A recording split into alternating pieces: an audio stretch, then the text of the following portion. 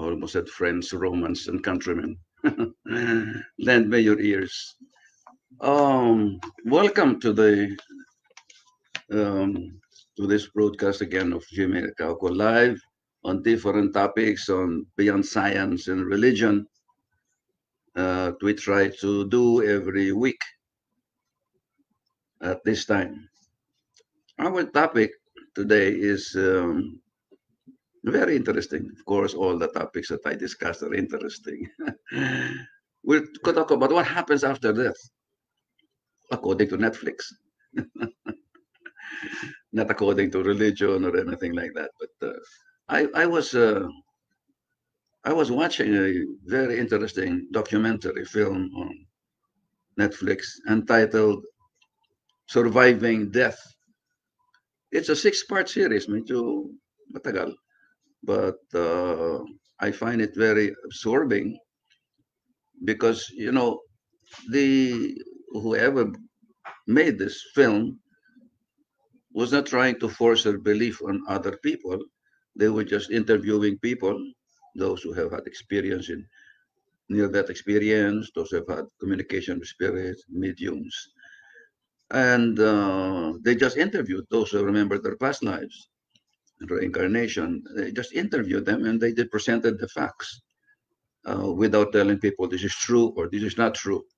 And so that's why it's very refreshing for me to watch a film like this because most of the literature I have read on the paranormal phenomena, parapsychology, psychic research, were always from the point of view of the skeptics who consider these things as fraudulent, imaginary, sleight of hand, etc. So it's refreshing to have a film, documentary film, that presents this as they find it. Okay, there are many things, many non-physical phenomena that cannot be explained by science, but that does not mean that they do not exist. And I think this film shows very clearly this this fact.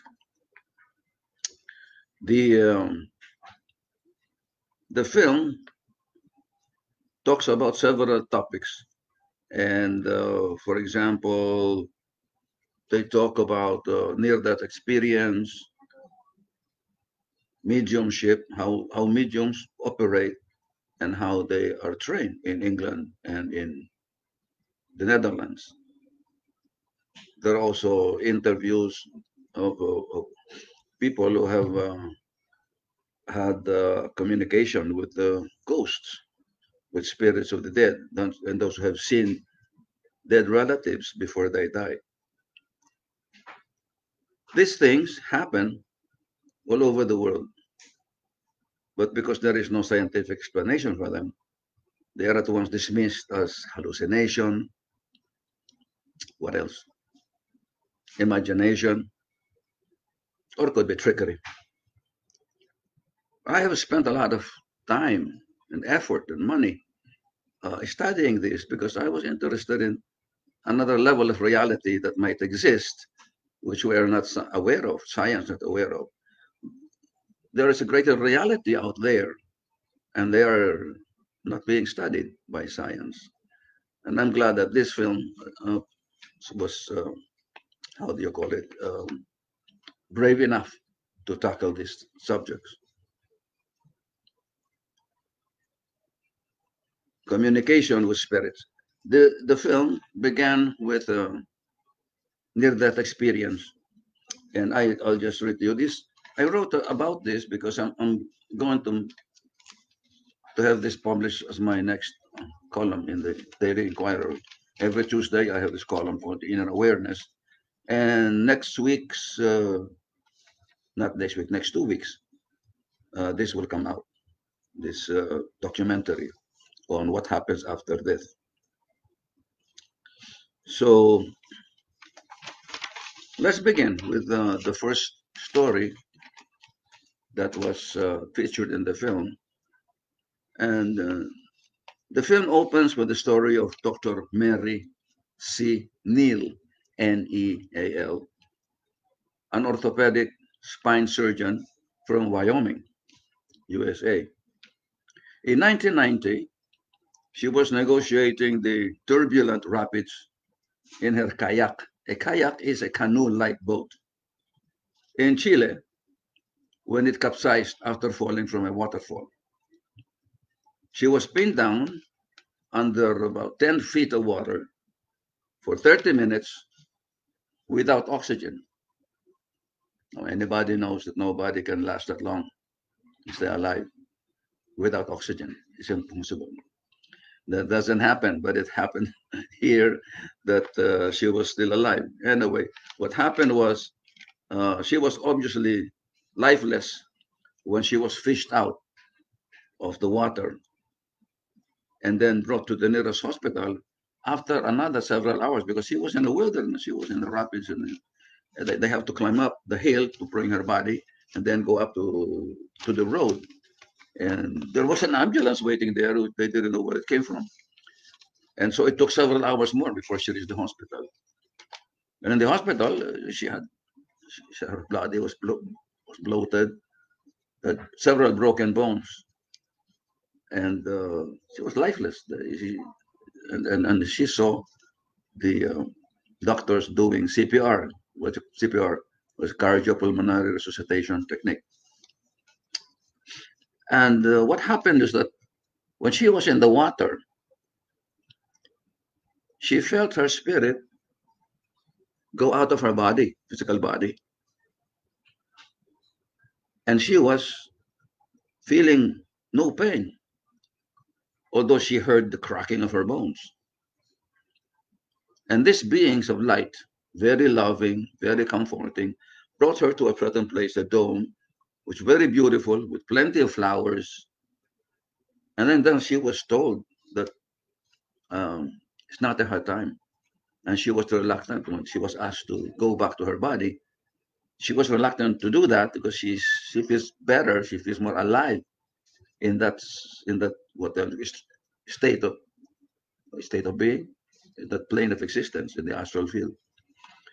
But she had to go back because she was asked to. It's not her time. So she saw her body being resuscitated by the doctors. And finally, she opened her eyes. And the doctors were all stunned. They couldn't explain what happened. As a doctor, this Dr. Mary Neal knows that it's impossible for her to have survived that particular accident. But she's still alive up to now. The study of near-death experience, the first thing, or the first time this was studied, was in the 70s by Dr. Raymond Moody, a doctor of medicine, who studied about 50 cases of people who have actually died, clinically declared dead, and then they came back to life. There are 50 cases of them. And he mentioned the pattern that happens when the person goes into this near-death experience. It goes into a tunnel and meets some beings who show him or her his life or her life, and then he makes a decision later on whether to stay there or come back. But then usually they will be told that they have to come back. It's not yet their time. And so many of them said they were very reluctant to come back to life on earth. And after that, when they come back, their lives are transformed. They're no longer different. They're no longer the same person. Some become healers, some become psychics, some become Samaritans, helping people. They become more understanding. In fact, there's one very interesting case of Damien Brinkley, Saved by the Light. That was his book. Who was actually, I think, an assassin. His profession was an assassin in one of the government agencies there, and very brutal. And he died 3 times or 4 times, and revived. First time was he was struck by lightning when he was on the phone. The lightning, electrical, went into the wire, telephone wires, and actually burned him. and he survived. He was declared dead on arrival at the hospital. That was Damon Brinkley. He's still alive, by the way. And this is a very interesting case because he died 4 times and revived 4 times. So he knows what it is like after death. So these things are have been studied, and many reports have now come in from different parts of the world, and that was started by Dr. Raymond Moody. I was fortunate to I met Dr. Raymond Moody personally about 10 years ago at Marriott Hotel in Los Angeles. And I had some little conversation with him. He has written about 15 more books after that, after this, Life After Life, which most of them are not available in the Philippines. And I got a few copies during that time. So that's the first thing that was, the first story was told about that. And then the film goes on to talk about mediumship, how mediums operate or how they perform their work, that they are able to contact the spirits of the dead. And what is interesting for me is the way they were trained in England. The spiritualism or spiritism in the Philippines or mediumship is very different from the mediumship or spiritism in the West, and especially in England. We don't have here what is known as the table tipping or table knocking, and the ectoplasm, the appearance of certain substance in the body of the medium. Sometimes it becomes like a human form, sometimes it's a hand that materializes in complete darkness. And spiritism or spiritualism in the West, and especially in England, became notorious, or uh, it didn't have a good reputation at the beginning because there were accusations of fraudulence. But then later on, I think they have been able to prove that it can be done without the possibility of fraud. There are many great mediums in England and other parts of the Western world, but the objectives of Spiritism in the West is quite different from the objectives of Spiritism in the Philippines. Whereas in the West, the emphasis is in trying to prove or trying to find out whether there is life after death. They still don't believe that there's life after death. Many don't believe. In the Philippines, that's assumed that there's life after death. And therefore, it is not interested in trying to prove that there is life after death. So, in the Philippines, the objective became uh, looking for the practical value of Spiritism. And one of the most practical outcome of this is healing.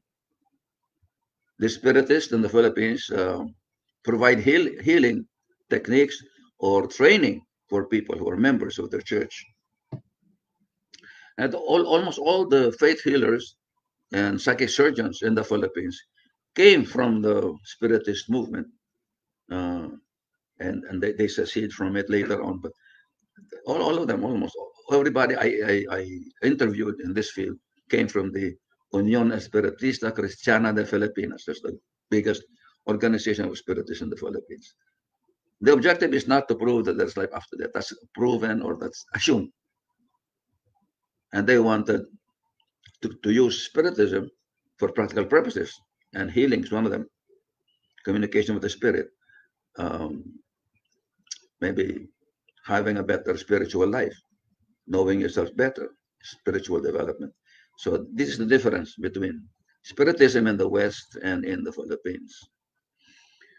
There are stories in that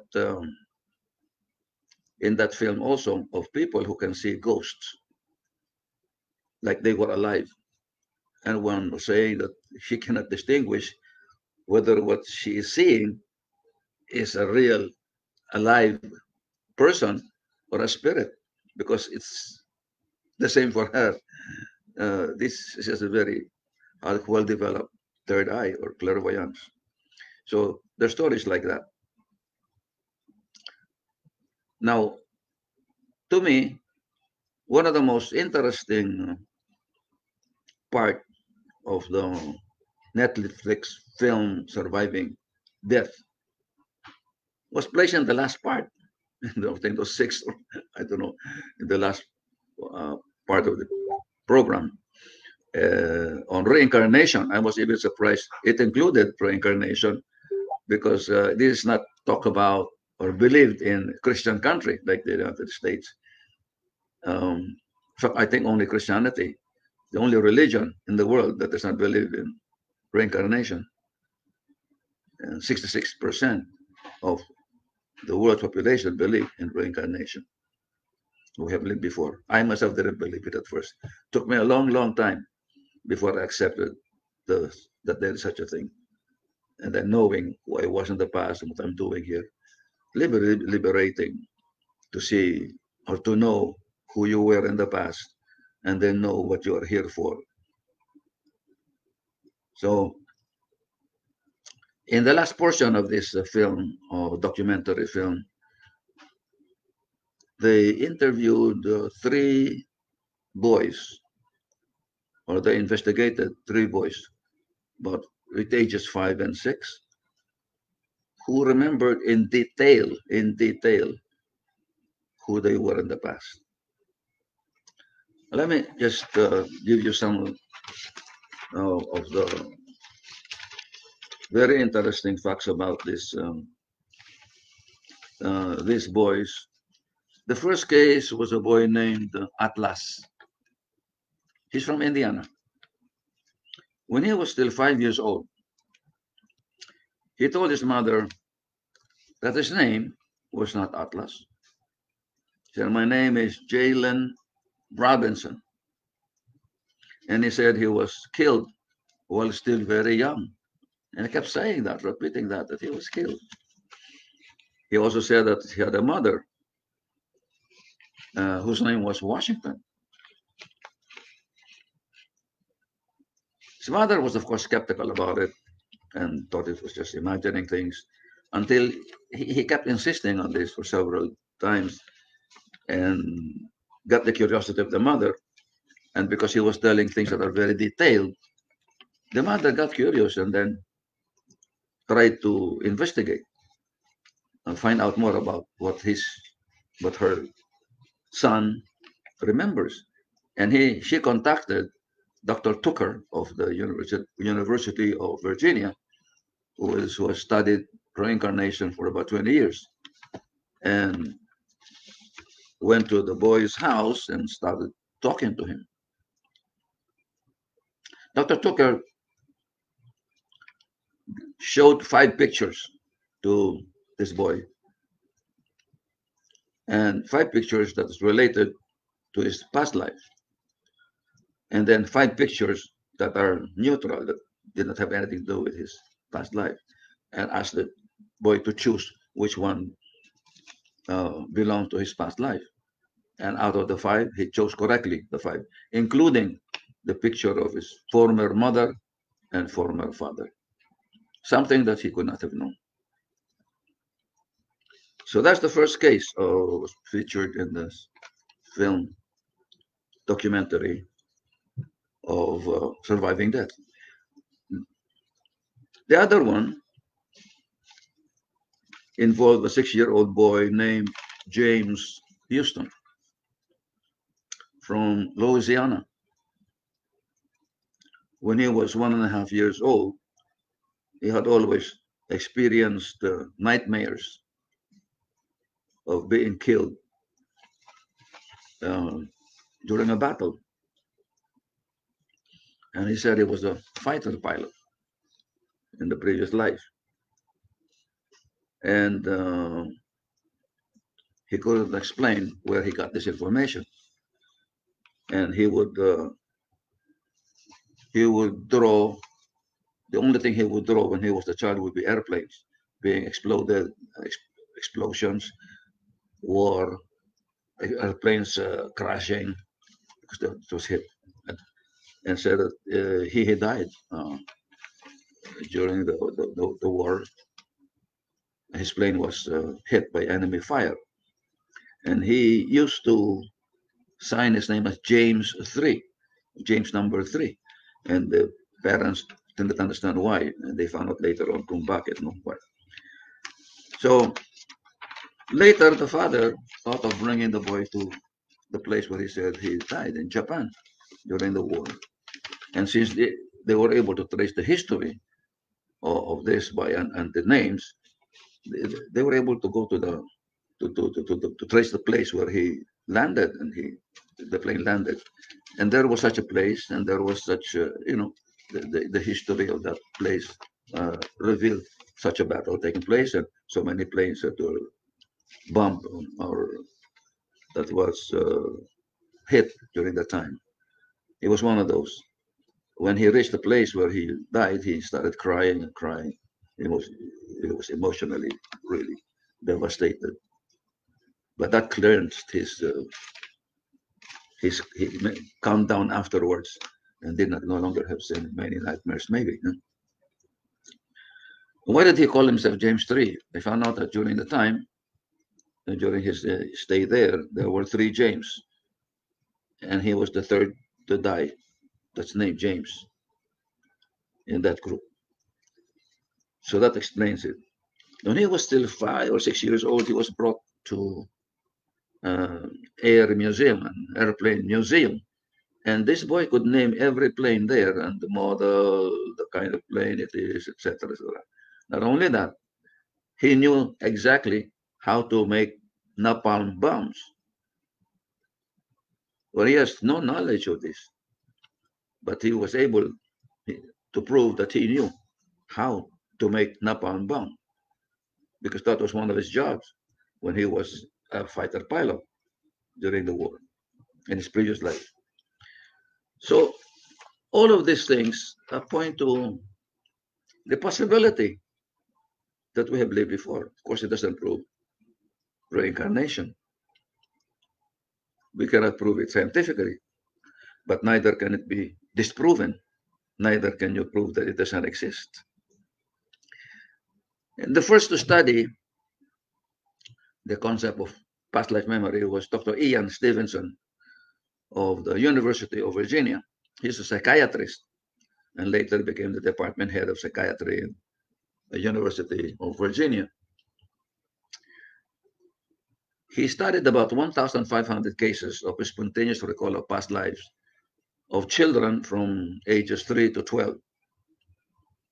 He chose children to study because they have not traveled much, they have not seen so many things in life, and therefore they do not have the memory of the present life that could be used as a reference.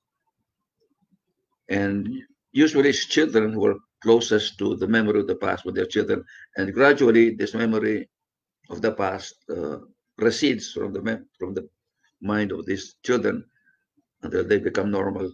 So don't worry if your children at age 5 or 6 or 10 say that they are so and so. After a while, when they grow up, they will forget that. They will be normal children later on. Dr. Ian Stevenson traveled around the world to trace children who remember their past lives. And many times, what the child said about the past were confirmed by him from records, autopsy reports, uh, morgues, uh, newspaper clippings, all the libraries. And he was surprised how accurate these memories are. One of the interesting things he found during this investigation are birthmarks. He found that some birthmarks, not all, but some birthmarks indicate something that happened in the past that is somehow retained by the body, by the physical body. There was a case of a Western boy who said he was a highwayman, he was a robber, he was a criminal in the Middle East. He was a bandit, and this boy was born with a mark, not a birthmark, but some indentation on the chin and some mark on the head, the top of the head. And he said that he was killed, or not that he died when he was about to be caught by the police, he shot himself with a rifle by having the rifle, you know, muzzle on his chin and pulled the trigger, and the bullet went from the chin and exited on top of the head. This boy has mark on the chin and also on that place where the bullet exited. When Ian Stevenson investigated the case of this boy who had this particular, the name actually was, even the name he was able to mention, and look at the history of this person, he found that he really shot himself with a rifle, and the trajectory of the bullet matched exactly the trajectory of the boy's, uh, marks on the chin and on the head. I had a student in my class on soulmates, karma, and reincarnation who was a student of genetic engineering in UP at the time, and she said that she had a birthmark. It's a big birthmark at the back, the lower back, and she showed the class, and it looked like it was newly, well, it was a new, it like somebody hitting you with a big with a wood or something, a paddle. During the regression, she saw herself as a 16th century male rebel leader in Italy, 16th, 17th century, something like that. And when she was caught by the police or the military, and one soldier hit her at the back, the lower back, with this wooden something. And another soldier shot her in front and at the lower right side of her body. She has a mole on the lower part of her right side of the body and a hematoma mark, birthmark, at the back, which corresponded to what she saw in her regression. So all of these things that was featured there, to me, was a refreshing departure from the usual very skeptical presentation on this subject. I remember Shakespeare in Hamlet said that there are more things in heaven and earth, Horatio, than are dreamt of in our philosophy. And another quotation, my favorite, from Soren Kierkegaard, a Danish philosopher, who said, there are two ways to be fooled. One is believing what is not so, but the other is not to believe what is so. So thank you very much for watching. And if there are questions, if you have any suggestions for next topic to discuss, let me know. You can call up 0920 954 8134 or 0998 988 6292 or 8810 7245 for suggestions or questions or comments. Don't forget also we have webinars. No, we have a webinar on soulmates, on and reincarnation. We have a seminar on inner mind development and ESP. You click innermindlearning.com for instructions how to enroll in that webinar. And what else? We have questions here. How can you know if you are an old soul? Um, this is just my opinion.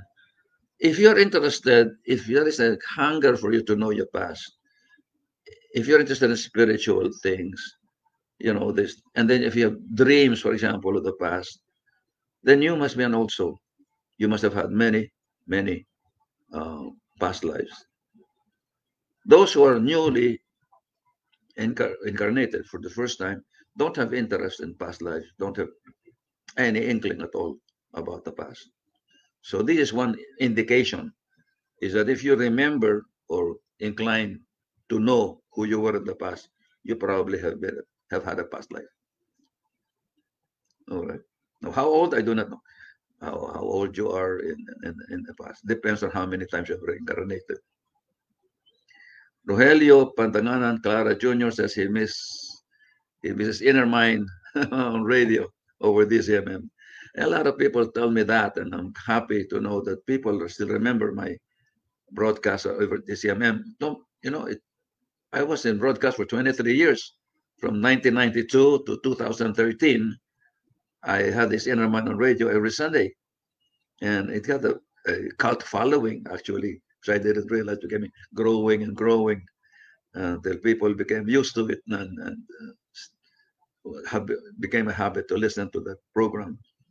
We're I'm no longer going to go to radio broadcasts. With change, times have changed so much, but once in a while I will have this kind of program to discuss any topic under the sun beyond religion and beyond science. If you have any topic in mind, just um, call us and give us you know, what you think. Maria Victoria Padua Baluyot says, "Sir, I'm listening."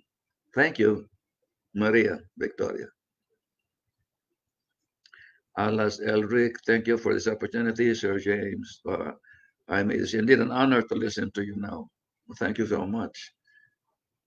Thank you for your interest. Jenny Jacinto, good afternoon, Sir Jaime. I'm always happy hearing and seeing you again. I'm an avid fan of yours. God bless and stay safe. Thank you very much, Jenny. Appreciate it. Diego Villanueva II, Sir Jaime, kilala niyo po ba si Felix Fojas? Felix, yes, he migrated to the United States. He was a writer, and he used to edit or publish is it weekly or a weekly news on paranormal phenomena in the Philippines, psychic news or something like that. Yes, but he's abroad now. Si Tan, who's this? Tan M. Gio or Joe. Sir, I've been a follower of yours since way back in 1985. Wow. More power and good health for you. Thank you so much for your interest in my work. Sandra Sobel, hi po, solid followers niyo po ako. Thank you so much. I really appreciate this, giving the feedback on this. Arnold Santos Argaño, it's great. You have FB Live Talk. Thank you. Direct Arnold. Oh, Direct Arnold. What happened to our project? We have to make a movie one time. Regina CMC. Do you do regression session over Zoom? Can you send more information? I hesitate to do this online because I have no control what will going to happen. But I think the innermind.com webinar, I think we have attempted to do that. And I'm thinking of having regression through Zoom. Perhaps we have a planned seminar on soulmates, karma, reincarnation, which will be on Zoom, and there will be a portion there which I don't want to call regression, but it's going to guide you into a memory of the past, which is different from the regression I do one-on-one. But it will help you to recall your past life. We're going to have this on, kailan ito? January 20? January 20 at, I think from what time to what time is this? From 10 to 12? I think it's 10 to 12. Yeah, 10 to 12 noon. Because we have also enrollees from abroad, especially from California. And that's about in the evening in California, about 7, I think. So we're going to have that. Just call us for the schedule.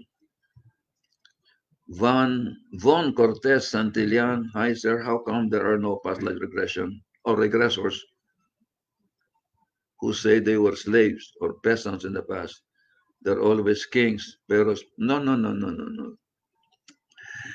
In my class, there was a student, a female mother of several children, Filipina. And during the regression, she saw herself as a slave in Africa. Another one is a lawyer who was in a very primitive era, very primitive, prehistoric man. And he stole food.